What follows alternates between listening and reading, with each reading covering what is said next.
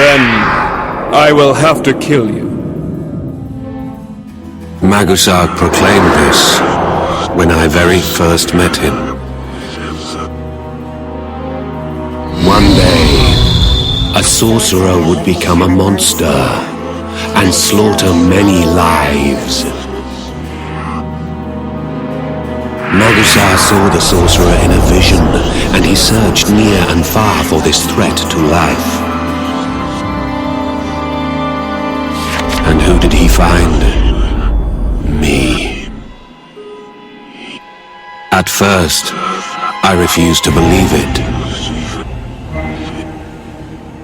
But few of Magusar's predictions are far off. The bloodlust in my right arm is so strong, it might overcome me. A monster appears before me. It looks quite luscious. Like a heavenly feast that has been delivered to my doorstep. The very thought of my own insatiability makes me sick. Could this be how Sortiara felt all that time? Your body is quite a burden. I am not the only one in trouble. He ages so bloody fast he can hardly stay mobile. I only want to be normal again. That was a wish that we both shared. Magusar would often tell me, one can change the future. I must dispel Sortiara's curse while there is still time. If I fail, then before I transform into that terrible beast, I am promised a swift death. At the hands of Magusar. 8 days until the end of the world.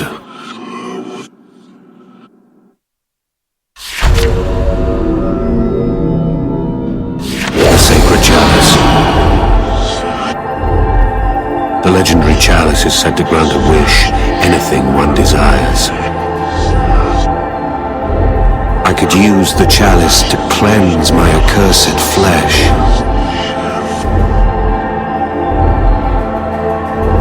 Little is known about the magical chalice, only that it appears before those with insatiable greed.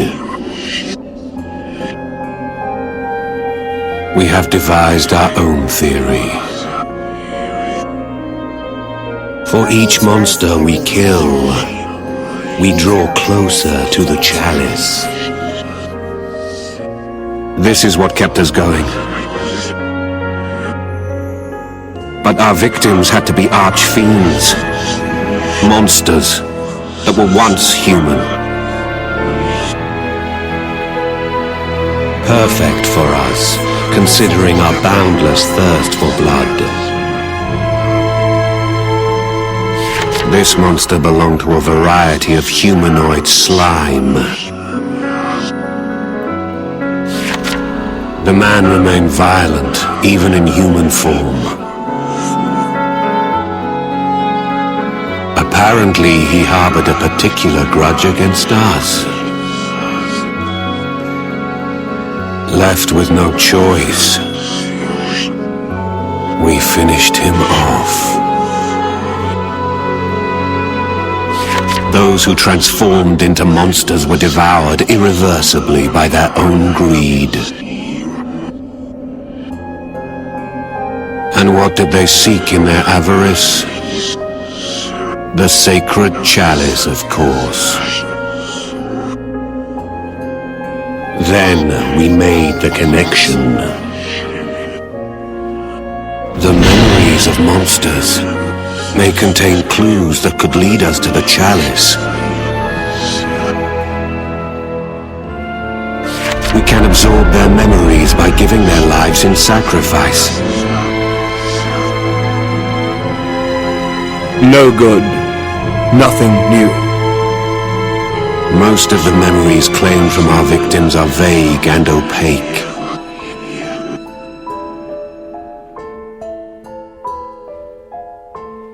The sacred chalice appears far out of reach after all. Magusar and I had traveled together for years by now. Magusar sighed, but from out of nowhere, we heard a cackle from afar. 7 days until the end of the world.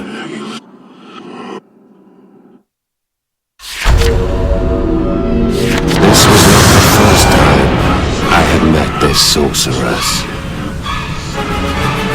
Her name is Illicebra. Illicebra claims that she is despondent over Magusar's rejection of her. Perhaps that explains why she detests me. Because I stand at Magusar's side instead of her. She had besieged us several times before. The slime that we now faced was also her work. I'm so lonely. Come, let us die together. I had heard that line before. Illicebra refuses to die alone. She claims to have been Magusar's former partner, but I am not ready to believe that. Like the way she affectionately refers to Magusar. You will want to meet me again, I know. You'll come and seek me. Saying this, Illicebra left us be. She gives me a strange feeling. Magusar tells me that they have no past whatsoever as partners. Just who is she? A perfect stranger.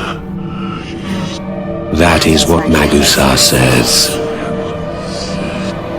But eerily, the expressions of love and hate that Illicebra directs at Magusar feel deeply sincere. Is it only me who feels unease when I see this mysterious sorceress? 7 days until the end of the world.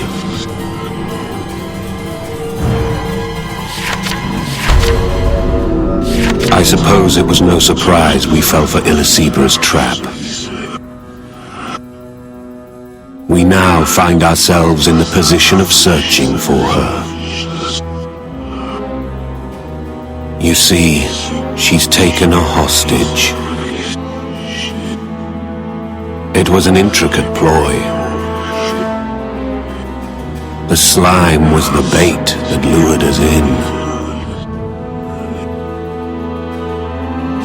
I never enjoyed dealing with Illicebra. One look at her face and I feel nauseated, and my arm smarts. Just tracking down her hideout weighed heavily upon me. We lifted the key memory from the slime that Illicebra set upon us. Illicebra had taken a man's wife hostage. The man loved his wife deeply and was determined to rescue her. These powerful urges transformed the man into a monster, giving birth to that slime. She sold a story to the man and turned him into that humanoid slime. She said his wife would be safe if he killed the sorcerers. We faced him, and he became our sacrifice. Our right arms inherited a man's profound love for his wife. He wished to have her back. Illicebra was beginning to bother me. Her face concerned me. The striking resemblance.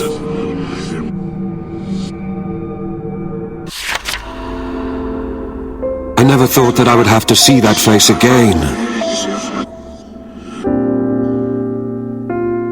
I wanted to forget, but she will not let me. Illicebra could be her twin. Illicebra perfectly resembled Sortiara, who should be long dead. 7 days until the end of the world.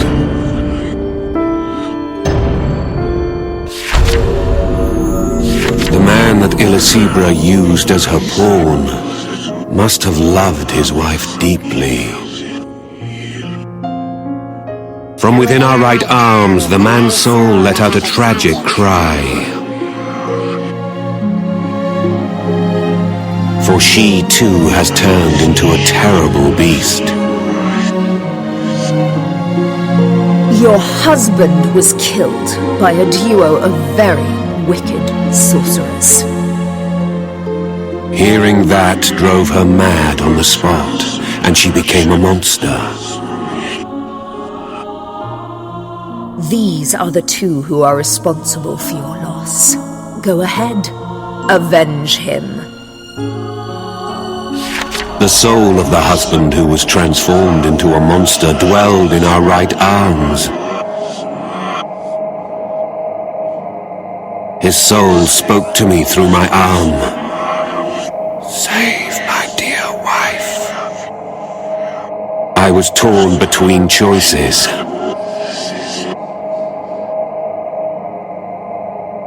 A slaughter between lovers. It was a deplorable setup. Don't forget, our goal, our mission, as sorcerers. The voice of reason, Magusa. The only way forward is to kill. I couldn't deal the death blow. Without preamble, Magusa spoke. Live on. Be happy. I will be watching. It was the soul of the husband from within Magusa's right arm.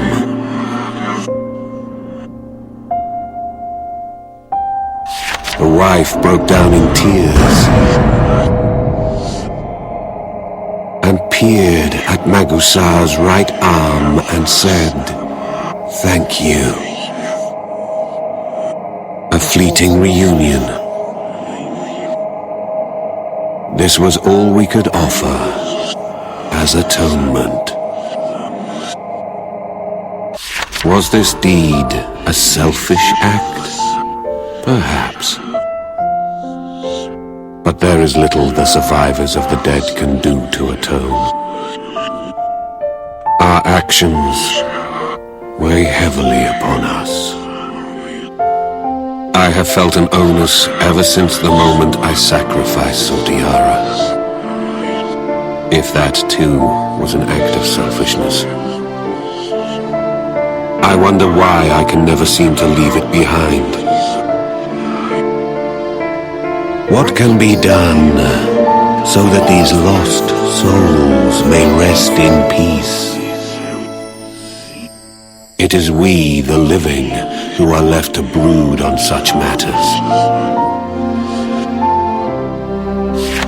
I I feel certain that Illicebra will cause us further difficulty.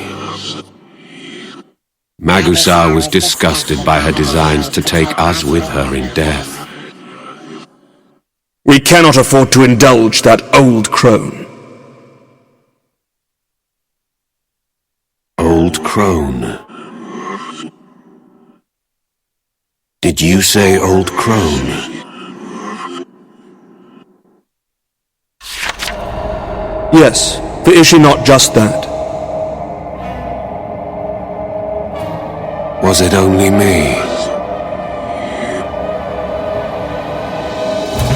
Did Illicebra only resemble Sortiara through my eyes?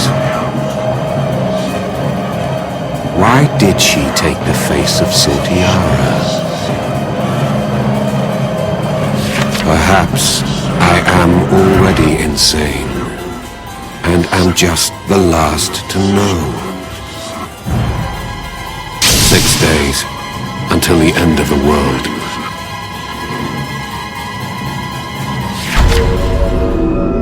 I had heard of Magusar's prescient abilities before I met him. He was well known among sorcerers. I have found you. Magusar appeared suddenly before me with a most unsettling proclamation. One day, you will become a beast and trigger the apocalypse. He claimed to have come to prevent this grim fate. Now, if that were true, saving the world would not be very difficult. I wanted to kill you at first. But I had a change of heart. My belief was that no one could ever fully comprehend me. But it occurred to me that with a plight so dire, maybe you could understand me. That at least was my hope. Magusar invited me to join him. Since we were both aberrations. Become a beast, and I shall kill you. Your life will be passed on to me. That is my duty as your partner. He would be my partner, despite the blood on my hands. Magusar could read my thoughts. The guilt from murdering my partner was threatening to overcome me. No spell can be cast that will cure solitude. And so, this has been on my mind since the day that I sacrificed Sortiara. Perhaps somewhere deep down, I wished to be forgiven. I held out my hand, and Magusar offered his.